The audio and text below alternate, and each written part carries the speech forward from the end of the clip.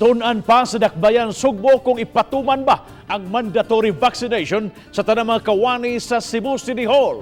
Kini subay sa kabantuan sa National NIATF nga kinahanglang bakunado ang mga motrabaho sa mga pribado nga kumpanya o bagha sa gobyerno. Apan sa mga dakbayan sa Mandawi ug Talisay, mga kawani sa City Hall mapugos na lang sa pagpabakuna. Aniya ang report. Bukas sa Cebu City Mayor Mike Rama pagpatuman sa kabantuan sa National NIATF nga kinahanglan nga bakunado na ang pasudlon sa trabaho, mapribado man o mabuhatan sa gobyerno. Apan gitataw sa mayor, tun-an pa kini ug ikonsulta pa sa nagkalain-laing mga sektor sa katilingban. Hinoon gihimong rekisito na sa mayor nga bakunado ang tanang kawani sa City Hall aron mahatag ang Christmas bonus nga 20,000 pesos. Why not? I will definitely get on implementing that directive. However, I need to see the ground.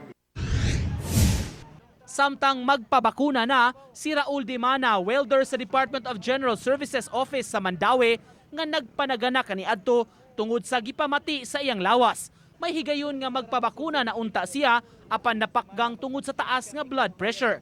Apan sa gipagawas nga lagda sa IATF, mapugos na lang siya sa pagpabakuna kay wa man siya ikagasto sa RT-PCR test o kaha antigen test nga himuon ang rekisito sa mga trabahoan. Gasto gina kay amo naman kagaling og kwarta siguro, no? Amo na mo napabaksin lang gid ni. Way lain pa kanon. Sa di mo magipamati. Agi ubor mo og sipon. Wa kay di ka high blood ka kuan. High blood sad. Hinuon sa talaan sa Mandawi City Health Office, menos na lang ang makawani nga wala pa'y bakuna. Usa na sa factor I think nga nakahatag yun kay there was a time sometime in October and mga late September nga nawala gud ang mga tao nag-downtime gud in all vaccination posts pero kanang sa IATF karon nga memo nato. Sa tali nga nakuha sa Human Resource Division sa Talisay City Hall, 78% na sa kapin sa 1,500 ka mga kawani sa City Hall ang nakabakuna na. Hinoon masaligon si Emily Cabrera, HRD officer, nga mapun-an ang gidaghanon sa mga mabakunahan sa tulo ka adlaw nga National Vaccination Days. Nga may mga kawani usab nga nipahimos niini. Ay ATF ang ato ang gisunod kay maoman ang gikan sa province through our governor. So mao na ang ikuan permi ni mayor sa ato i-remind.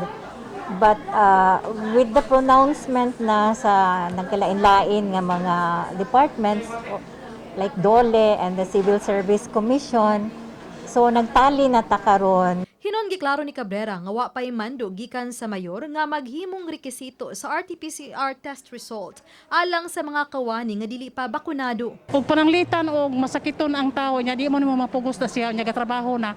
Ay kung inuupandangon kay himong monitorin niya na, di po pwede. Okay na. Usar may among kuangkod, bakuna ka ng Jensen na ba? Okay. Senior naman. May ginamang mandatory ma'am sa mga empleyado kay namatay daghang mga dumuduong diri. O kinahanglan gud. Ako si Famary Dumabok. Ako si Nico Sereno. Ako si Alan Domingo, Balitang Bisdak.